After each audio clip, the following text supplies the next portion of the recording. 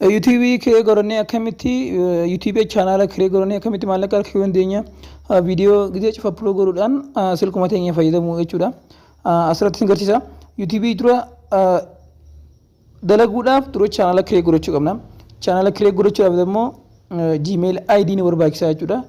Yookaan Google account kee godhachuu qabna jechuudha. Egaa Google account kee godhannee booda channel banannee video edit goone upload goone jechuudha. Egaa wachaawrii kuma free fi subscriber kuma takka harkannee booda YouTube keenya YouTube partner program kajoo keessee maallaqa harkachuu dandeenya jechuudha. Day to day create goone waan edit goone upload godhuu qabna jechuudha. Asirratti silkuma irratti isin agarsiisa jechuudha. Baay'ee barbaachisaadha. Warri yoo account channel keenya follow goone follow godhaa akkasumatti isin agarsiisa jechuudha.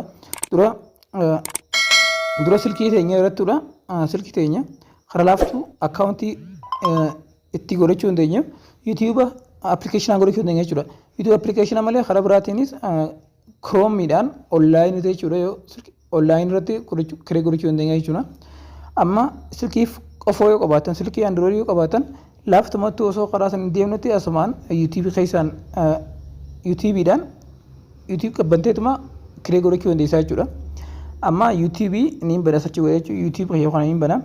YouTube keenya bane an channel waan ni bana yeroo chaara anama kana akana arfa add accounting jaa jechuudha. Illee add accounting jaa jechuudha. Hajisatti asirratti maaliif add accounting jaa hajisattiin Google accounting khabara Gmail accounting kiree godhuu deemaa jechuudha. Anama andaqiyya password keenya ni bana. Password keenya bane.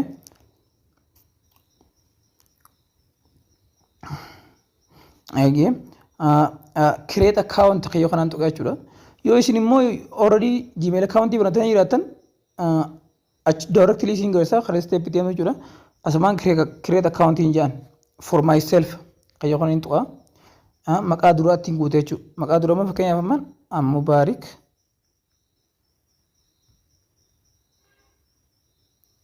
Mubaarik surname kayo kana optionalidha. Maqaa abbaa ishee jechuudha last name jechuudha. Addus next injan your date of birth guyyaa dhaloota keessanii guutan jechuudha. Asitti guyyaa dhaloota keessanii guyyaa 20 baatii isinis guyyaa dhaloota keessanii guutan jechuudha. Garuu guutuu qabdan umrii teessaa nama 18 ol ta'uu qabda jechuudha. Akkaataa kaalendara Itoophiyaa osoo hin ta'in Girigooriyaan kaalendara faranjii isaanii biyyoota Awurooppaatiin guutan jechuudha. Girigooriyaan kaalendariin guutan jechuudha. Anamma akka keenya yoo guutan umriin waan ni xiqqaata waan ta'eef jechaadha. Dirqama umriin 18 ol ta'uu qaba YouTube channel banachuudhaaf. Amma achirratti partner program keessa seeruudhaaf kan irraan fudhachuu qabdu umrii teessan amma fakkeenyaaf amma bara 1990 fi afuriin godha jechuudha. Umrii 28 jechuudha. Gender kayyoo kanattis dhalaa takka dhiira female male yoo dhalaa dhiiraatti barfamata jechuudha. Next injaan. Next injaan kun amma choose your Gmail address inja Gmail ID keenya kan irraa fudhachuu yoo miimaa qabdana. Fakkeenyaaf ammaan Mubaarik Addus kan amma jarri kun fi search godhee warra available ta'e warra maqaan isaanii jiranaaf jechuudha. Amma kana keessa qaljeedin tokko select godhadha jechuudha. Karaa yaadachuudhaaf memorize godhuudhaaf isin ulfaane yeroo hedduu hawaan gisee ID gisee godhatan irraanfachuun waan qabdan fakkeenyaaf kan amma ana duraan irratti kilik godhaa jechuudha. Next injaan. Passwordii uummacha obdan jechuudha. Passwordii strong kate. Asirra baanja create strong password with a mixture of letters, number and symbol. Letter jechuun qubeelee kana jechuudha. Qubeedhaan qubee kana godhuu qabdan. Lakkoomsi immoo number kee lakkoomsaan. Simboolii immoo simboolii yeroo kana fayyadamuu qabdan jechuudha tokko. Yeroo kana keessatti tokko fayyadamuu qabdan jechuudha. Dirqama jechuudha. Akka irraanfannetti an amma qaljee wanta kiyyattiin guutaa jechuudha. Email kiyya aljeedin password kiyyattiin guutaa jechuudha. Ittiin guutaa isinis keessan akka itti guutanii jechuudha. Irraanfachuun qabdan password ni irraanfanne yeroo hedduu laaftutti yaadachuu dandeessu guutuu qabdan jechuudha. Next injaan asirraan.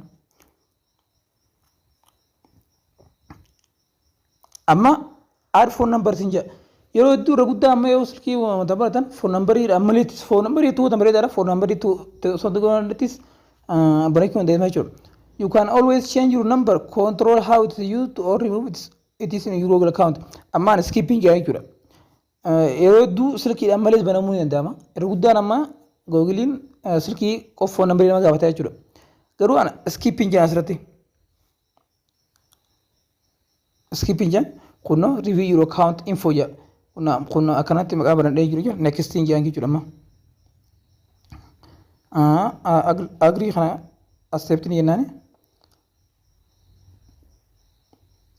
Step kana ifa follow godhuun qabdan jechuudha yoo Gmail hin godhatin jechuudha. Amma Google Play Service Framework keessatti arguu jira jechuudha. Already amma accountii kee asirra add jeenii jechuudha. Deebiitiin amma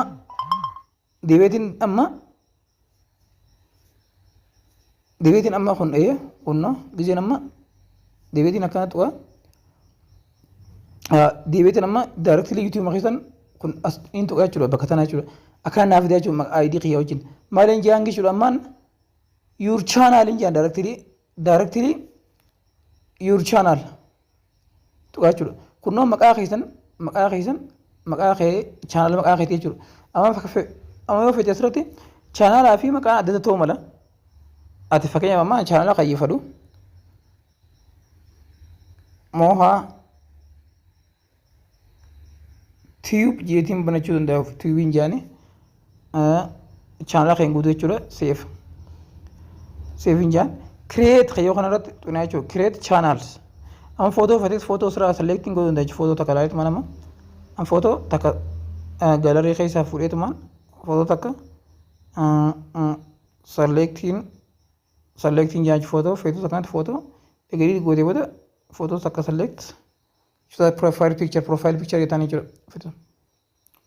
Amma bakka tanatti jechuudha create channel hin jaa jechuudha masirratti. Create channel. Kunnoo gizeen create godhee directly akkan naaf fidee jechuudha. Kunnoo akkanatti creating akkan naaf fidee jechuudha. Ammaan already create godhee jechuudha channel jechuudha. Channel create godhee ammaan video edit godheetiin irratti ol baasuu qaba jechuudha. Video edit godheetiin irratti ol baasuu qaba. Create video jaa create jechuun create takka immoo kaakaysa hojii jechuudha. Upload jettaan video tokko fakkeenyaaf ammaan. Video tokko upload jettaan fakkeenyaaf ammaan video kan amma dalagee jiru kanaan kan amma tokko iljeetiin upload godhe. Laala. Amma akkanatti amma hanga feete video wanta gootee upload godhe. Here my channels.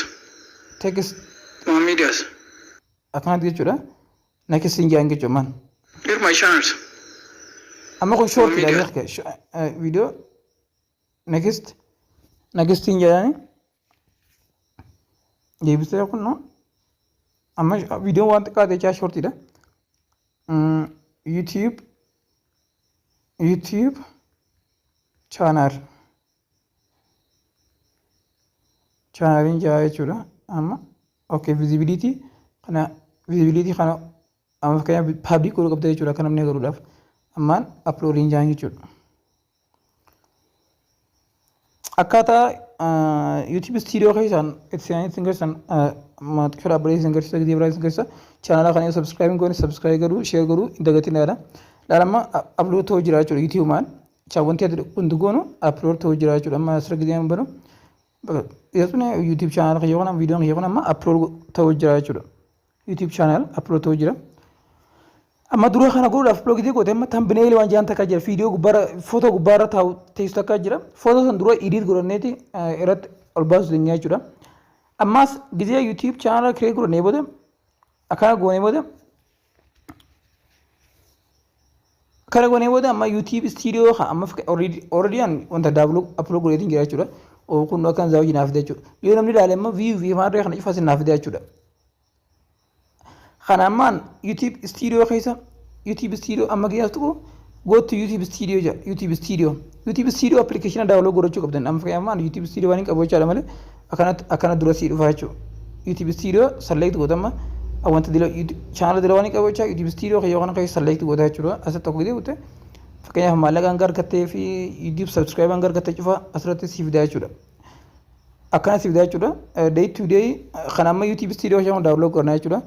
Kun galatooma subscribe fi share walii godhuun dagatina taatee akkaataa YouTube video edit goonee maallaqa itti argachuu dandeenyu sun garsiisa. Galatooma subscribe godhuu hin dagatina.